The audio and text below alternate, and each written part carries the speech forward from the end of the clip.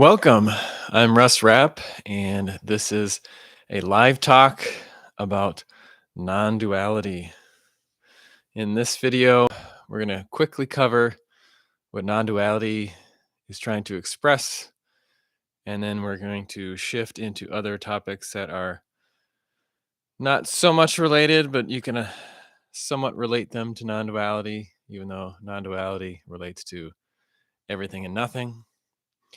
I am trying out a microphone today, so I hope the sound quality is good and that you can hear me just fine. I guess we'll find out after the fact whether I got it set up correctly. Since this is live, anything goes. That's how the world works, is you never know what's going to happen moment to moment. And I could find out after this is recorded that you can't even hear what I'm saying. So it looks like the microphone is registering that I can see at the bottom, but that's a little bit talking about how the sausage is made here for my YouTube channel. I just wanted to give her a go, see how it works.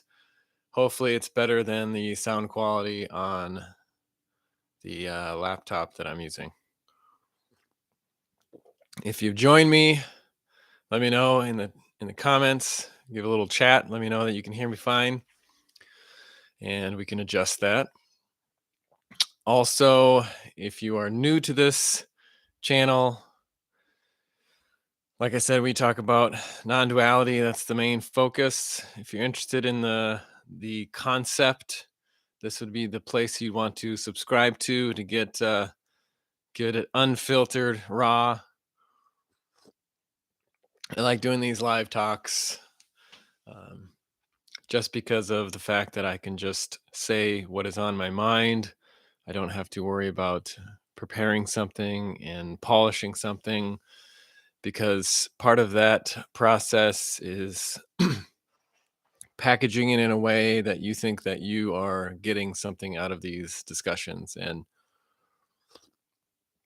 the beauty of non-duality is that it is not giving you anything, and it's not changing anything in your life.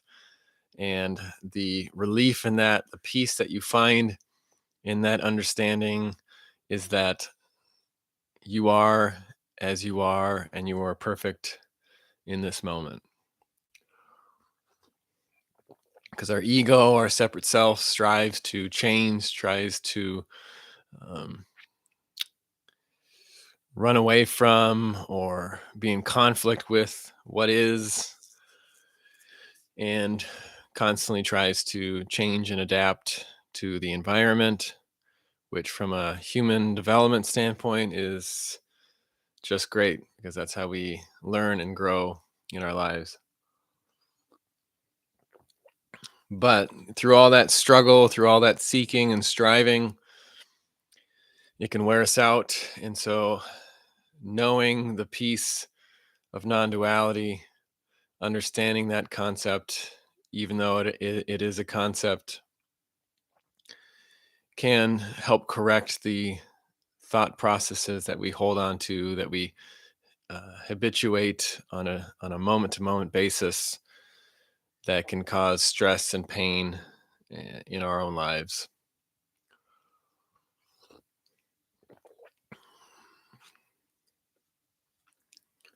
The attachment to suffering.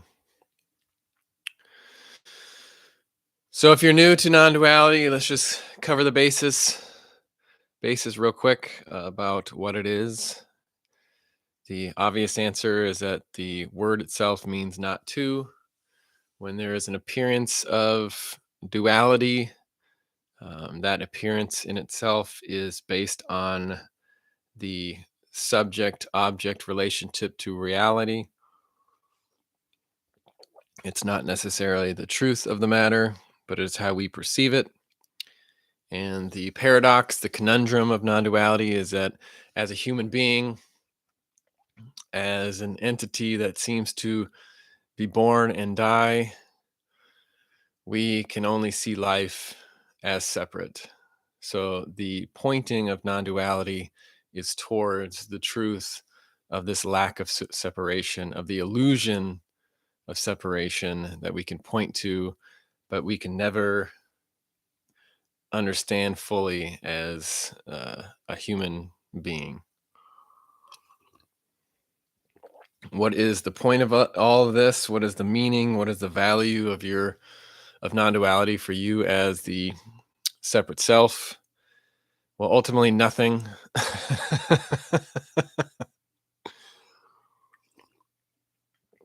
Ah, ultimately nothing, but knowing that all of the things that you hold on to, that you strive for, that there's an emptiness underneath that. There's a openness that is within and surrounding everything that exists, that allows you to see the things that you're holding on to see through the illusion, to see through your habits, your identification with your personality, ego, and allows you to free yourself from those bonds in a certain way. However, the mind functions in a way that tries to create meaning, tries to create habits of behavior and thoughts. And thus, even when you feel like you have the understanding of non duality, it seems to click. You have this epiphany of, oh, I get it. The mind comes in and tries to take ownership of it, tries to make it something that you can grasp, that you can hold on to, tries to make it a belief. And therefore, the truth of non duality slips ever so quickly through your fingers like sand through the hourglass. And these are the days of our lives. But the glimpse of eternity, the glimpse of infinity can help release some of those bonds. And so the question becomes that many people have, well, I want to be free of my bondage. I want to be free of my useless habits, my ego that seems to get in the way of my happiness. How do I get there? And then you fall into the realm of personal development, self-help, therapy, and that sort of thing. And then we create non-duality into something that is meant to change our reality, change who we believe ourselves to be, and instead of this radical acceptance of what is and who you are and who you believe yourself to be. Because whether you see yourself in a true light or if you see yourself in darkness, in illusion, if you believe your personality is ultimately who you are, none of that matters in the uh, infinite possibility of non-duality. As I say this, I feel like I'm speaking in generalities, which is true. And it sounds like a big word salad that probably has some arugula and kale mixed in. And you may say, well, this isn't helpful for me.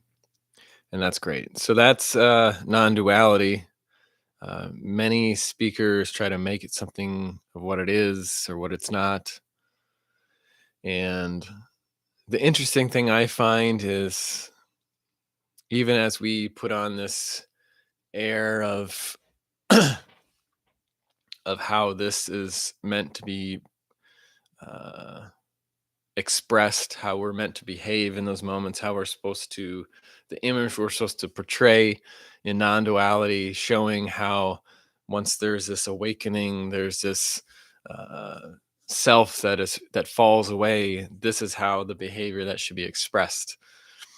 And when you see behavior, when stress and world events and personal situations come into those moments and disrupt your supposed peace, your your supposed non-dual uh, status of whatever, then the interesting truth comes out, as far as the message versus the messenger, because the messenger is always flawed, is always believing one thing, is always acting as a character, um, regardless if you have any sort of non-dual inclination or not. Therefore, I revel in the fact when the supposed non-dual masters find themselves seeing through a prism of bias. Prism of bias? I don't know if that makes sense. Seeing through a lens of bias of um, seeing through emotion and intellect, the things that are tried to be avoided or dismantled, if you will.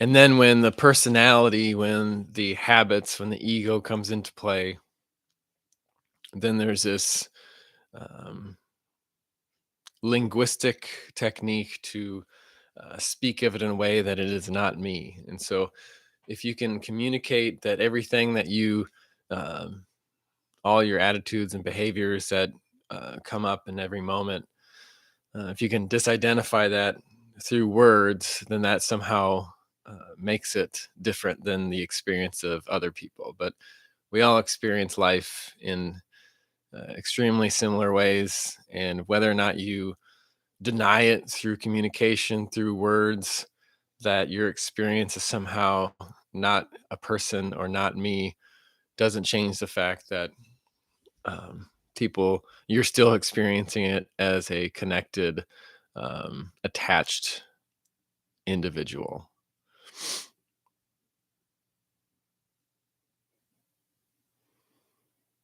You just try to define it differently. So the goal of non-duality isn't to speak of yourself in the third person and to deny your identification as a separate self. It's to, uh, I guess, love that separate self and realize that you're going to express uh, who you are in the way that manifests regardless of how you want it or not. And accepting what is not even not just about accepting what happens in the world or outside of your identification, but it's also accepting what is manifesting in who you are identified with. So non-duality is pointing to the lack of separation between yourself and the outside world, whereas oftentimes the mindset of non-duality as a concept tries to look at the world as separate from the individual, and instead of seeing the individual as something that manifests just like uh, trees grow or volcanoes explode or buildings collapse or birds tweet, like instead of seeing yourself truly as a non-person, if you will, you see yourself as something that should be a certain way. And when it manifests outside of that realm, then there's this mental construct to disidentify with it. But that's just another play of the mind. So that's where people get confused, is thinking that, well, this behavior that seems to manifest, well, I guess either number one, I haven't cleared myself, I haven't reached the pinnacle, I haven't jumped the levels, I haven't had the awakening, I haven't become a non-dual master. Therefore, my life continues on this path of habits and experiences and feelings and emotions and thoughts. And until I release that, then I won't find peace.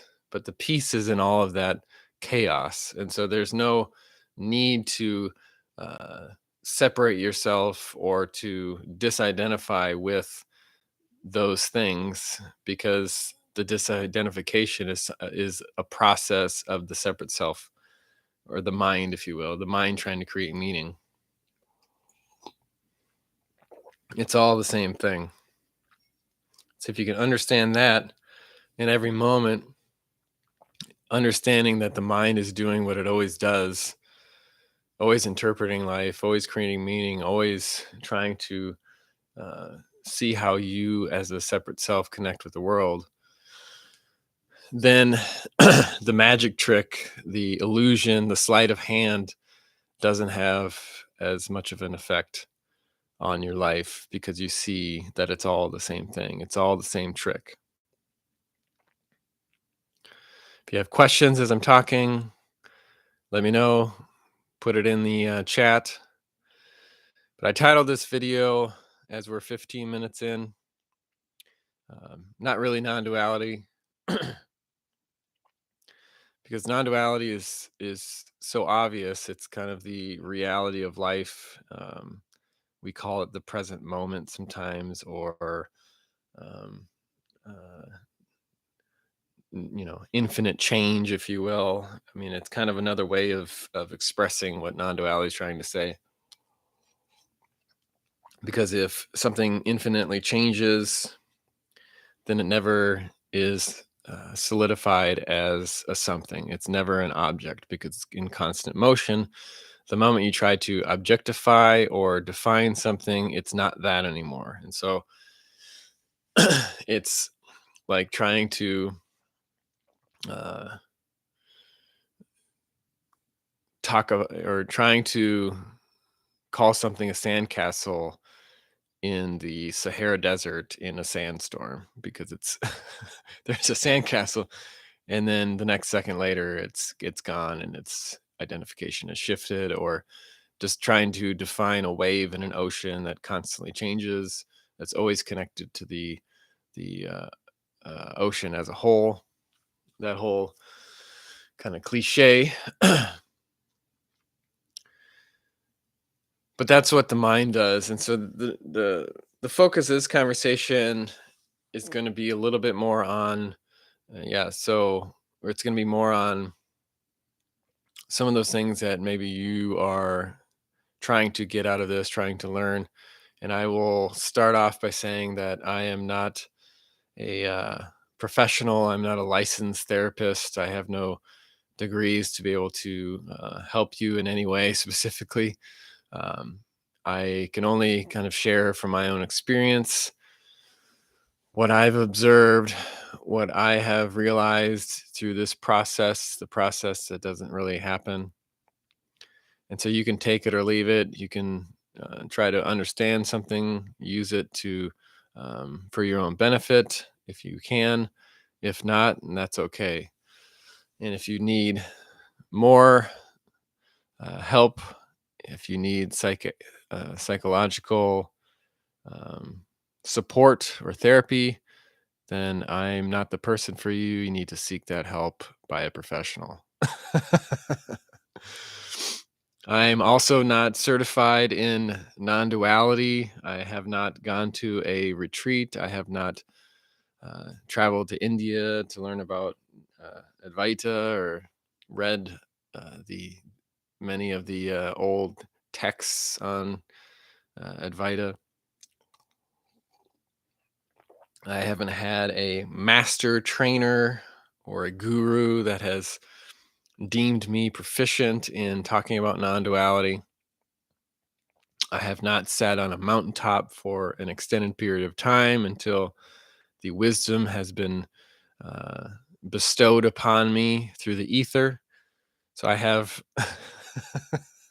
I have experience of being a human being, and I understand non-duality in the same way that you have the ability to understand non-duality, because we are all connected in that reality, in that truth of non-duality. So that's where I come from, Planet Pop Tart.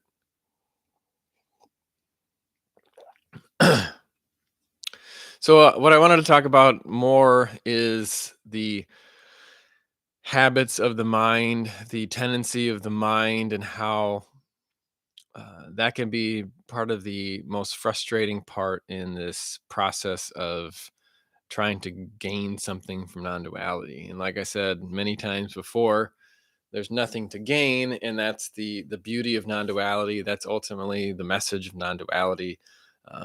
But as a human being, there is this tendency to view the world or yourself as something that needs to be fixed, something needs to be changed or improved.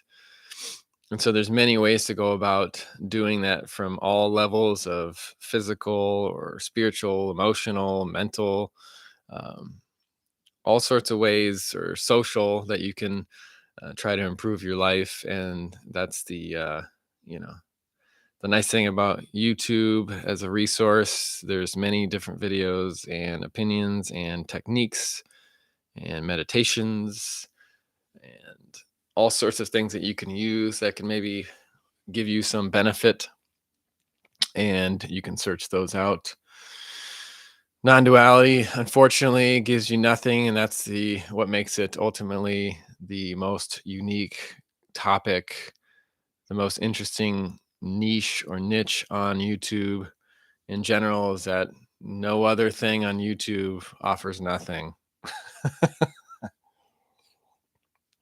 You may come to this to be entertained, to be relaxed, to try to learn something, and that's fine. So, habits.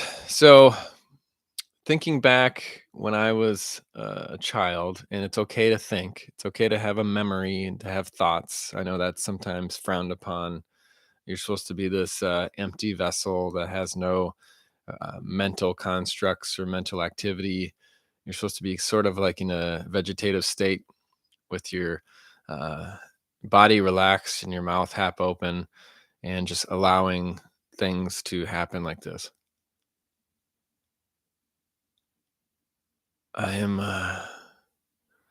every word that just appears, just comes out of nowhere, and life just flows, and I identify with nothing. There is no me. I does not exist. So that's the perception in a lot of ways of how we're supposed to act when we are fully in the non-dual sphere, when we have fully awoken to non-duality. But when I was a child, I remember a lot of times my mind focuses on numbers. Um, I'm a big fan of the Enneagram, which I learned in my 20s, and have used that as a framework to understanding reality.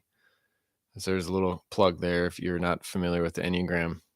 But even as a kid, um, and maybe you relate to this, maybe you don't, but let's say you walk down the sidewalk and you have 3 steps within each block, not block, but within each section of the sidewalk. And so um, counting each step. So 1, 2, 3, 1, 2, 3, 1, 2, 3, or any sort of habit when it comes to counting things that just seems to naturally manifest. And as a kid, that's not seen as a negative or something that you try to get rid of. It's just how you relate to the world. And it's not until that becomes more destructive or gets in the way of functioning that seems to be a bad thing. But it is a way to try and understand life. It's why human beings wanted to learn how to communicate in the first place, to be able to understand reality so that it can be something pragmatic or practical in how we interact with one another, so we can survive and move on from generation to generation. So for me, there's this natural tendency to use numbers. Um, Oftentimes, I like odd numbers, like 3 or 5, because there's a symmetry to those numbers. Meaning, if you take the number 5, there's a beginning, a middle, and an end, and then there's the 2 and the 4 in between. So there's this complete circuit, if you will. If you go, if you think of it in this way, if you go up is 1, 2, 3, 4, 5, then you're making progress. So 1, 2, 3, 4, 5. You're starting here. 1, 2, 3, 4, 5. You're ending there. So there's a progress that is being made. There's a symmetry to it. And you're saying, why are you talking about this? Well, I'm just trying to show one example of how my mind operates. Um, and so if you ever do an activity or you're learning a new skill or you have a new hobby or anything like that, there's a way that you uh, there's a process to the learning to develop the habits so that you can learn in a more efficient manner. And sometimes those habits can be useful and beneficial. Sometimes those habits can detract from actually learning. But if you have an activity that is something that's done routinely over a long period of time in many different segments, if you will, if it's done in a way that you're doing the habit over and over again. Let's see, what's it would be example. Um, let's say I used to package when I was in high school. I packaged staples in a guy's garage.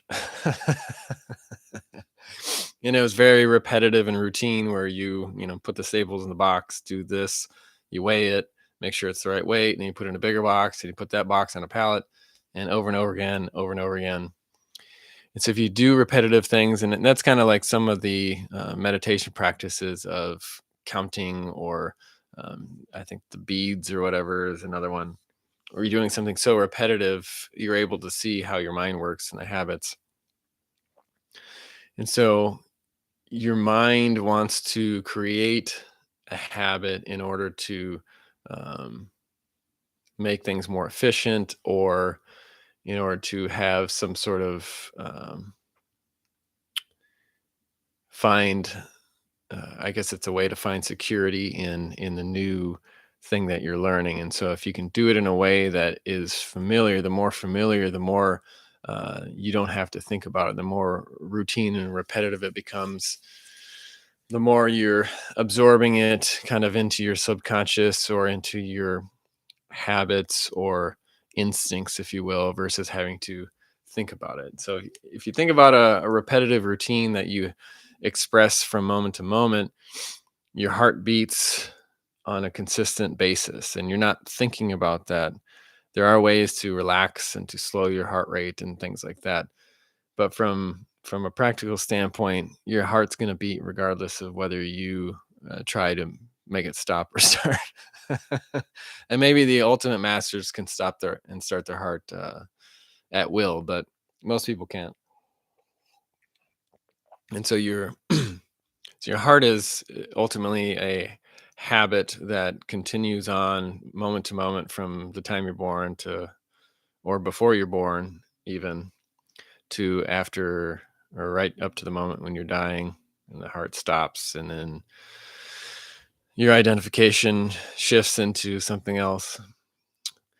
So the heart is a habit of reality that manifests itself from moment to moment, and it's built in. You don't have to think about it. So when it comes to a mental kind of habit or construct, it operates in a lot of the same ways where it becomes something that is something you're focused on, something you have to try, and then ultimately becomes something that you don't have to focus on, which um, having dealt with obsessive compulsive tendencies in the past, it's a lot of the same way where that is manifest, where you are doing something that's routine and you have to do it in a certain way. And when it's more obsessive and compulsive, it's not really beneficial because it adds nothing to it. It actually complicates the matter. But the lie that we tell ourselves, that we believe, is that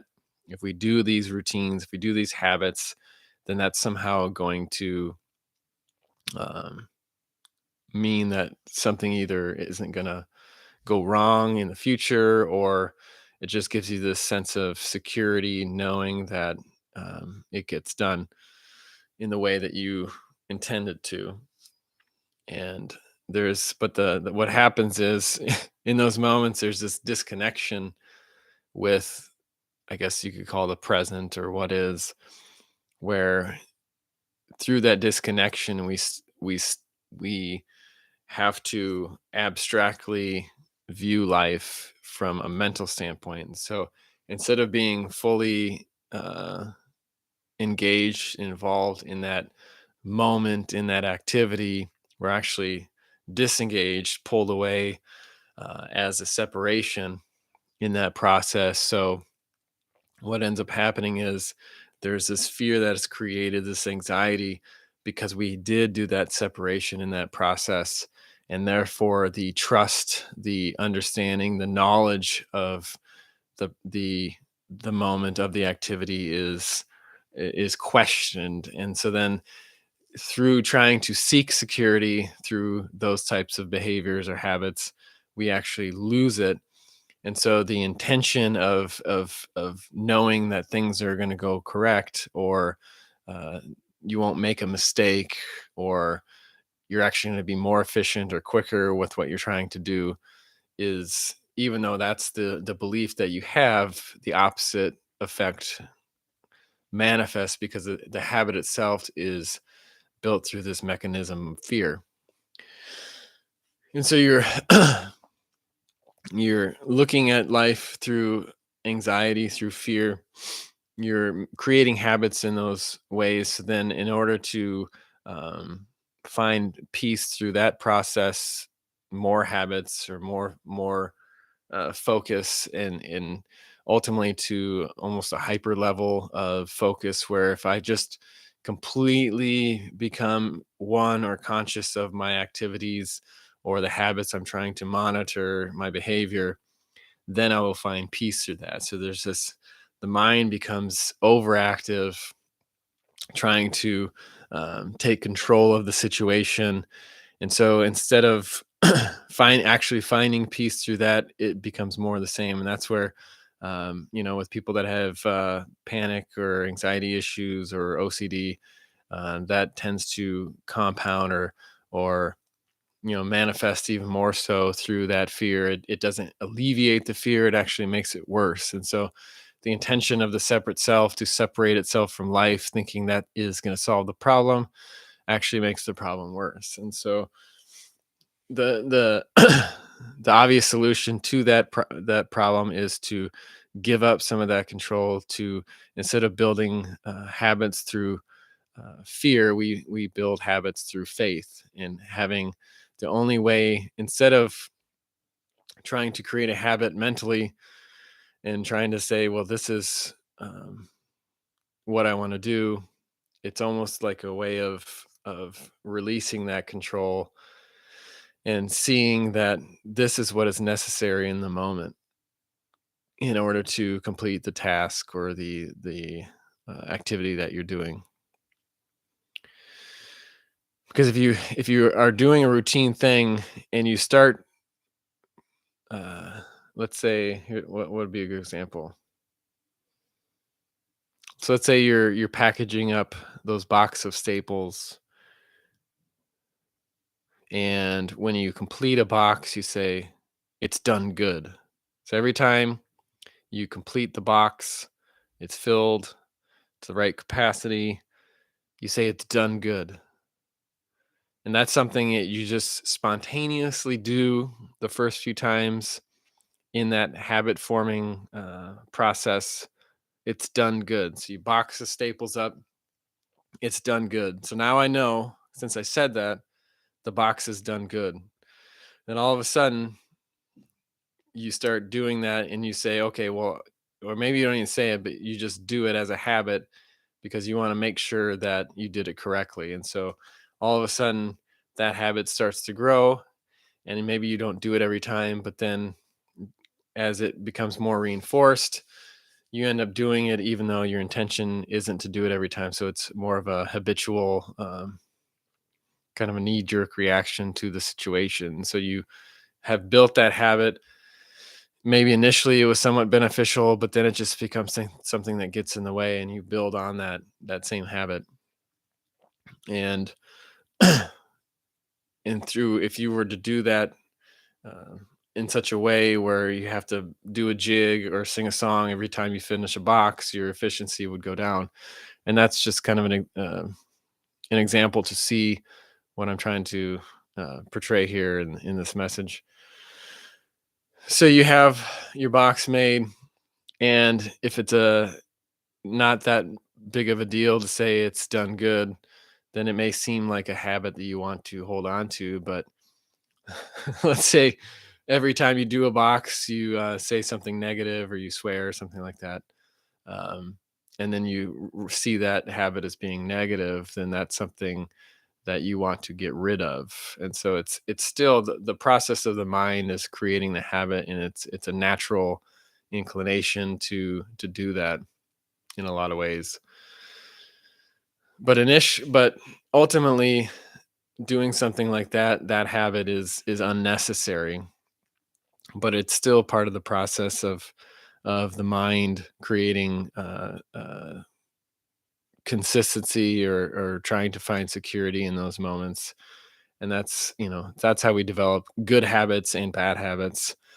If we're conscious of it, the difficult thing of being conscious of it is if you have to work through the fear side of it and have faith that if it is a habit that is worth developing, that it's done um, uh, without the inclination of fear,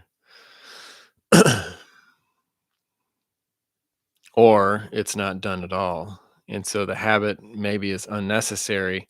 The only way to do a habit or to finish the activity or complete the task without developing a habit that's negative is to just do it without creating the habit. And that natural process will create the habits in and of themselves and won't give you an artificial type of a habit. So hopefully this is somewhat connecting. You never know what your experience is and how you're going to perceive what I'm saying. Um, the How this relates to non-duality is there is an artificiality to habit generation where if you're aware of it, then you can see that this is the process of the mind or how the personality works. It's not something that is you. Ultimately, you are not your habits. From a physical standpoint, your body is a habit because it's manifesting in this is me as a body that you have very little control over. And so reality has habits in and of itself. This is from the moment I started drinking is a coffee mug, and it still appears to be a coffee mug. So reality itself has habits, but underlying all of that is the ultimate chaos of the unmanifest, of the ultimate potential, the infinite potential of reality that exists. And so that's kind of what non-duality is pointing to. Even though life itself presents itself as a habit, as a manifestation that seems to occur from moment to moment, those moments are never really the same, and therefore there is nothing that is solidly defined as a something, as an object. Even though as a human being we perceive life as solid objects, as a 3D world of the five senses. We see things in that way because of the habits of reality. And so, as human beings, we have our own mental habits, constructs that we build as a conscious, thinking um, mammal. And that's part of the process of being human, using abstract thinking, the neocortex. Um, and part of that is a process of learning and making things habitual and subconscious and learning how to create reality and making it something that becomes an instinct, like riding a bike. You may have to think about how your feet are on the wheels, how your legs push, but ultimately, once you learn how, it's most likely you'll never forget how to ride a bike. It's just like riding a bike. And so, even though initially you have to think about the process, you're wobbly, you don't know how it's going to go over time, in typically a quick fashion, you learn how to ride a bike, and now you're riding a bike. You don't have to think about it. And so, our mind can work in similar ways of creating habits where we don't have to think about it. And so, when you have to look at those habits, or maybe they're negative habits that you've created, and unpack those, that's where stress can manifest, because we seem powerless to the habits that we've created in many ways. And in every moment, we can either choose faith or fear in developing new habits. So, how do you end new habits? Oh, that was the thing. There was a quote. Let's see if I can find the quote. Oh, man. Maybe I'll just put it in the description eventually here. But it was a quote basically about, it's not so much, I'm going to paraphrase, and I don't know who said it, but it's not so much about fighting um, the current reality. It's about finding the courage to create new ones, or something like that. And that was inspiring to me to create this video talking about how the mind works and habits, and hopefully that makes sense to you when it comes to non-duality, because that's what we can do. We can point to what is not. We can point to what appears to be. We can point to how our mind works, how we act as human beings, and say, hey, there's something. And then beyond that something, we can see that it's a nothing. And until you see something, how do you know someone? Until you fight them, like Seraph says in the second Matrix. um, you fight them, it becomes manifest, becomes an other, and therefore you can see not for what it is, but for what it is not. And so, if it's a way to maintain that separation, that illusion, then that's that is what it is. But ultimately, seeing yourself for who you are, you can see yourself for what you're not. And because if you can witness something, then you can see that you're not, because who is observing what you think you are. Because once you observe something, there's an observer doing the seeing,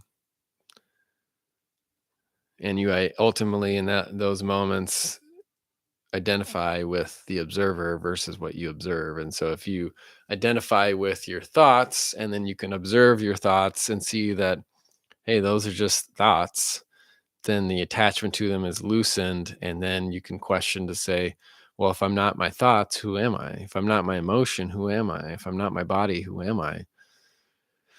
In that way, once something is objectified, once something is brought to the surface, darkness to light, then you can see it for what it is, and you can see it for what it's not.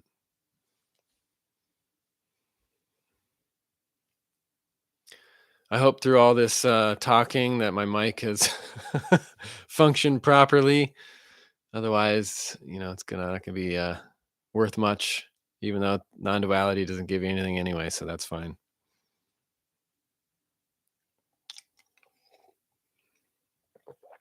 Any questions from the audience?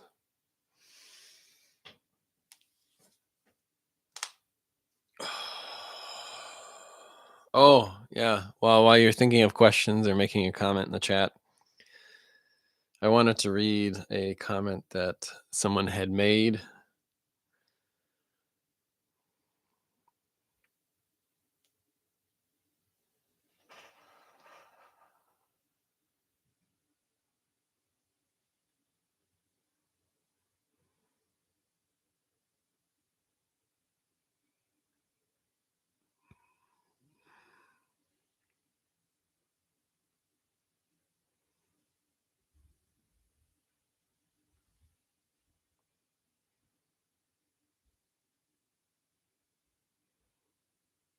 Okay, here we go. So, comment on my best method to experience non duality video by a person named Steve Peterson a couple weeks ago. Steve says, "This is quite misleading. All you demonstrated is a way to relax." Smiley face. Non duality has a deep history with a handful of teachers who have transcended duality experientially and to whom respect is appropriate. Also, teaching a technique with no context is confusing for less mature spiritual aspirants or curious seekers. If you are a cloud, there's no practice to become more of a non-dual cloud. It cannot be any more or less than that which it already is. A seeker is at all times complete and whole, uh, and a transcended teacher is also complete and whole, but they are not equal. So nothing is not the same as anything. Each thing is whole and significant, but each has a different value. If a teacher is teaching nothingness, that leads to the void, which is absent of love, which is the true essence of life. Absent of love? Sorry. The essence of existence, reality, is love, but not nothingness. Smiley face, love. So that's what Steve says. I think it's in some aspects, I think when it comes to non duality, I find it interesting that there's this separation between the teacher, the master, the guru, and the student, um, where respect is appropriate. And I think respect is appropriate just in general as human beings, but poking fun at things is also appropriate. Satire is appropriate. And if there's someone teaching non-duality that takes this personally, then maybe they missed the message of it. And to say that there is a deep history with a handful of teachers who have transcended duality experientially, it's just kind of funny to me because there is no time in non-duality, and so the deep history is non-existent in a way, and it pits these teachers on a against everyone else, the unwashed masses. It puts them on a pedestal in the ivory tower of guru-ness, where they're somehow above us when it comes to non-duality experientially, because experientially non-duality is this. There is nothing else.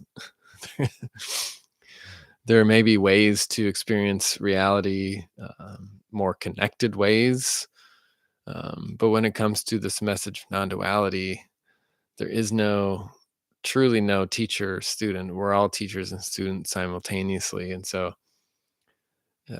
no respect needs to be given to someone that claims to be a non-dual guru or master, because they have nothing that you don't have or that I don't have. And that's the beauty of this. It's the ultimate equalizer. And to be able to have fun with this, and when people criticize me and make fun of me in comments, it's fine, because we're all trying to figure this out in our own way, and there's no way from a non-dual perspective to mess this up. If you're talking in other respects, so that's where it becomes, you know uh, and that's how human beings operate, is we mix it in with human development and other theories and that sort of thing to make it something that it's not. And that's just a natural way. And so, um, to be open to others, to hear the message, is fine.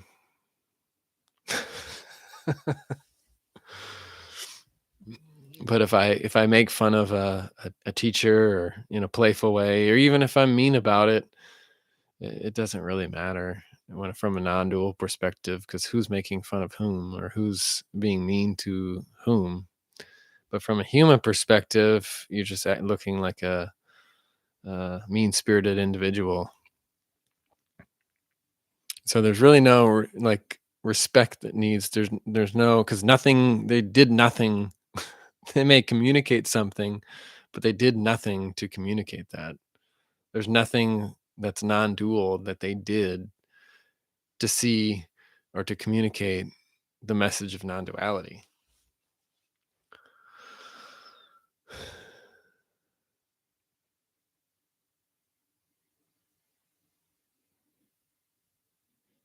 It's ever present to everyone.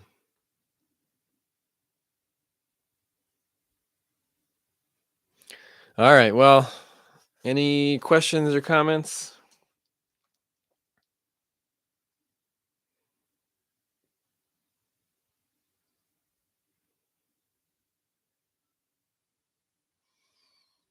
Anyone from the peanut gallery?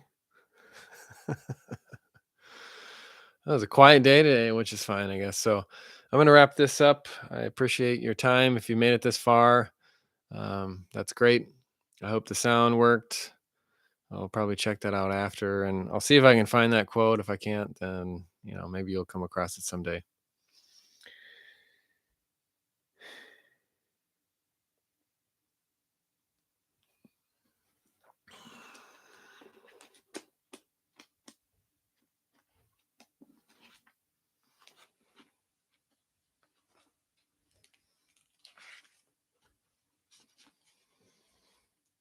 Romans 8:28. And we know that in all things God works for the good of those who love him, who have been called according to his purpose.